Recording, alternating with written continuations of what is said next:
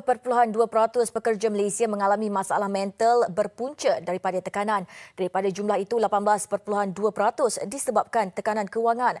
Itu antara hasil tinjauan Tempat Kerja Paling Sihat Malaysia oleh AIA Vitality 2018. Menurut Ketua Pegawai Eksekutif AIA Berhad, Anusha Tavaraja, kesihatan mental sering diabaikan dan tidak dapat dikesan kerana stigma dan kurang pemahaman.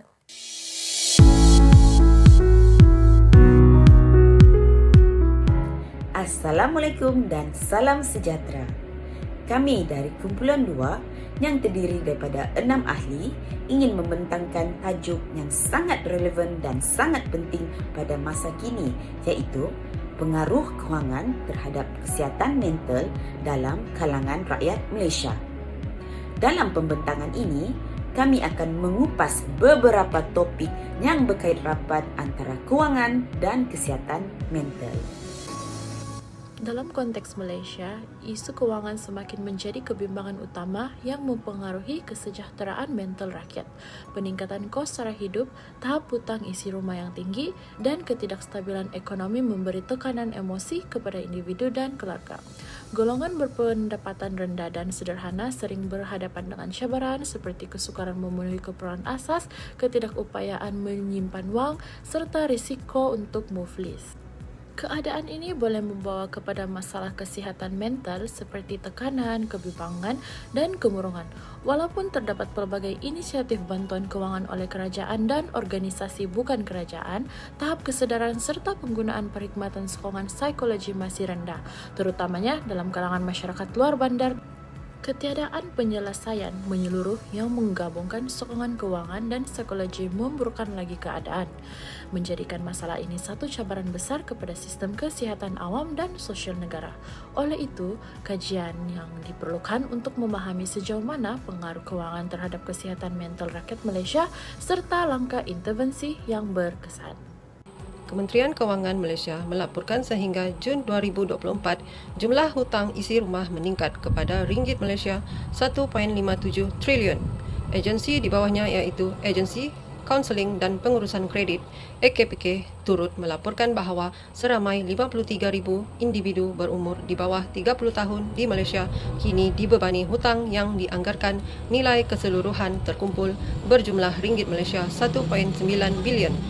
Daripada jumlah tersebut, menyaksikan 28% daripada golongan dewasa yang bekerja meminjam wang untuk memenuhi kehendak dan memiliki barangan keperluan. Apabila berlaku faktor yang melibatkan kegagalan pengurusan kedudukan kewangan, maka secara langsung ia menjejaskan kesihatan mental individu terlibat. Terdapat dua faktor utama iaitu kehilangan pekerjaan dan beban hutang. Pertama, kehilangan pekerjaan. Dalam era digitalisasi kini, banyak syarikat atau pengusaha beralih daripada tenaga manusia kepada penggunaan teknologi untuk mengurangkan kos operasi. Situasi semasa kini lebih cenderung untuk teknologi digital mengambil alih tugas tenaga mahir. Secara langsung ini akan melibatkan pengurangan tenaga kerja iaitu banyak syarikat memberhentikan pekerja. Menurut laporan daripada Kementerian Sumber Manusia pada September 2024, seramai 293,639 individu direkodkan telah kehilangan pekerjaan yang mana sektor pembuatan mencatatkan kehilangan pekerjaan tertinggi. Sektor pembuatan ini kebanyakan melibatkan kilang-kilang pengeluaran. Justru kehilangan pekerjaan dalam keadaan mendadak dan dalam keadaan seorang individu itu tidak mempunyai persediaan kewangan kukuh dan tidak mempunyai perancangan lain, boleh mengakibatkan kemurungan kepada individu berkenaan. Kedua, beban hutang. Pasca COVID memperlihatkan perubahan pelbagai polisi kerajaan, contohnya seperti kenaikan kadar OPR pinjaman bank, kenaikan kadar faedah pinjaman dan juga pertambahan jumlah hutang ekoran untuk memenuhi keperluan hidup. Kenaikan kadar dasar semalaman OPR memberikan tekanan kepada rakyat yang mempunyai pinjaman kerana bayaran ansuran bulanan akan bertambah. Ini bermakna individu ada yang menghadapi kesulitan untuk memenuhi keperluan harian seperti perbelanjaan makanan isi rumah. Individu yang mempunyai sumber pendapatan terhad tetapi mempunyai beban hutang melebihi paras sepatutnya pasti akan berasa terbeban. Sering diselubungi perasaan bimbang menyebabkan rutin hidup tidak stabil.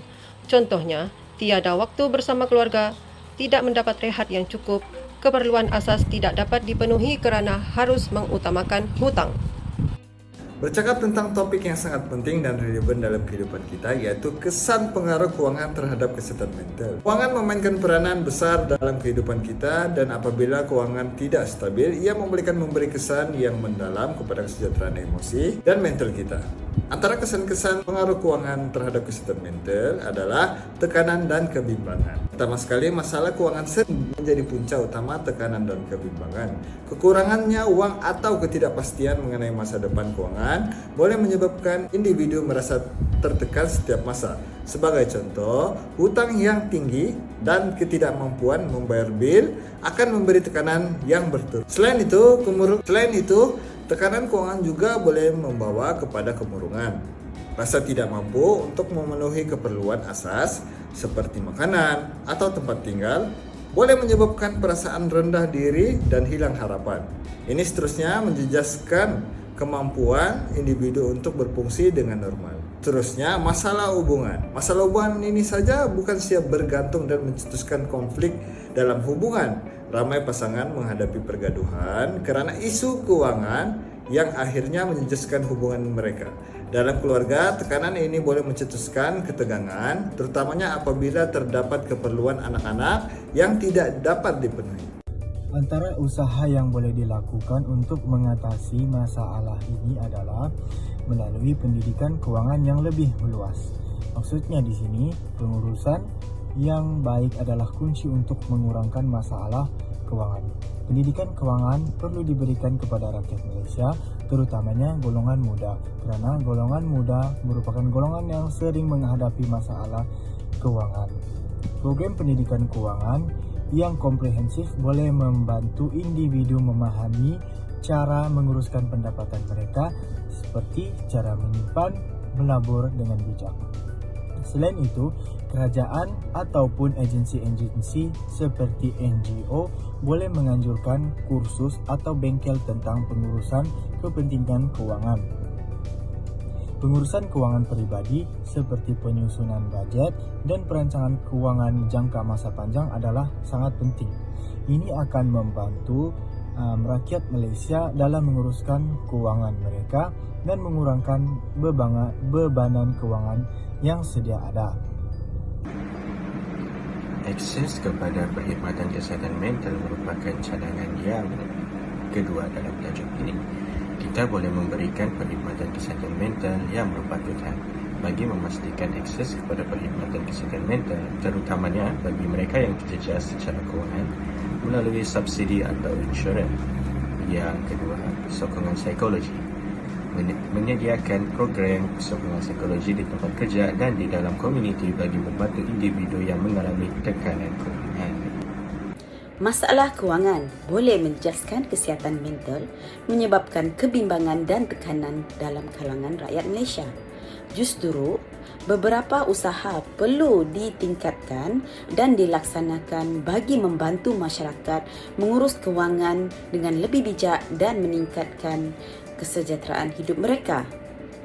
Antara usaha-usaha yang boleh menandangi masalah ini ialah pertama, pendidikan kewangan awal dan hikmat nasihat kewangan. Kerajaan dan institusi kewangan perlu memperluaskan program pendidikan kewangan yang mudah difahami oleh semua lapisan masyarakat.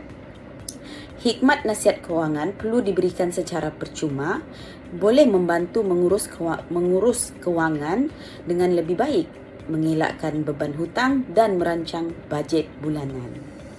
Usaha yang kedua untuk menandangi masalah ini ialah peluang pekerjaan dan pendapatan tambahan. Kerajaan dan sektor swasta perlu memperbanyakkan peluang pekerjaan dan menyediakan program latihan kemahiran. Sokongan terhadap ekonomi dan keusahaan juga penting agar rakyat dapat menjana pendapatan bulanan secara tambahan. Ini dapat mengurangkan tekanan kewangan dan meningkatkan kesejahteraan mental mereka.